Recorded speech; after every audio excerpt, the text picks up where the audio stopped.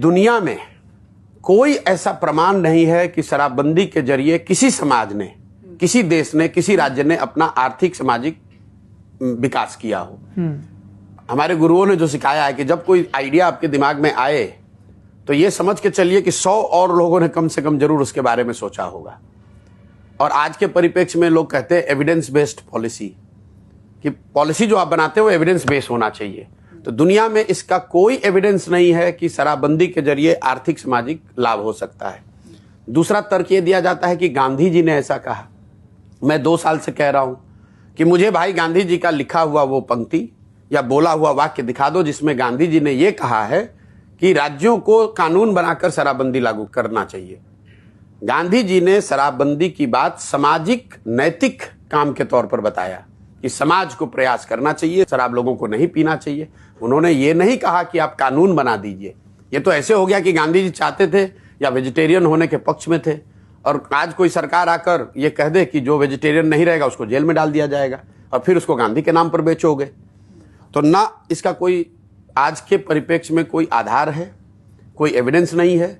दूसरा, गांधी ने इसके बारे में, इसके पक्ष में बात कही नहीं है। तीसरी बात, मान लीजिए एक बार को कि आपने लागू कर भी दिया, तो ये जमीन पर लागू है कहां? बिहार में तो घर घर में शराब बिक रहा है, सिर्फ दुकानें शराब की बंद हो गई, होम डिलीवरी चालू हो गया।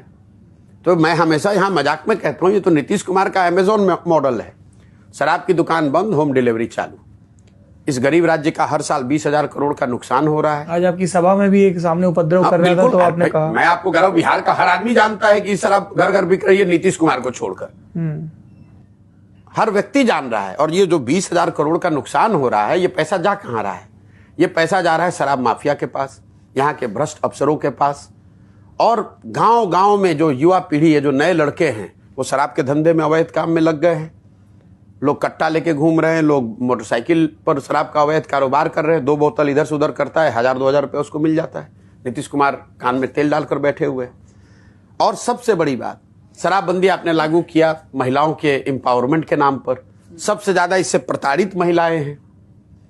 जिन महिलाओं के घर के लोग पकड़ लिए जाते, मैं आपको एक आंकड़ा दे रहा हूं, जब से 2016 से शराबबंदी लागू की गई है, करीब करीब 6,37,000 केसेज हुए हैं शराबबंदी कानून के अंतर्गत।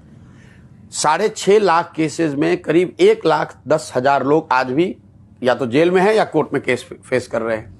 और उसमें करीब करीब 70% लोग गरीब और पिछड़े वंचित वर्ग के लोग हैं। पैसे वाला तो कोई पकड़ा नहीं रहा है, जो गरीब आदमी है पकड़ लिया गया। तो जब तक वो जेल में है तो उसके घर की महिला बेचारी दौड़ रही है थाने में। जब केस हो गया तो अपना जो कुछ भी उसके घर में बचा खुचा है वो भी बेच उच के वकील के यहाँ वो पैसा दे रही है। दुनिया में इसका कोई प्रमाण नहीं इससे भलाई का।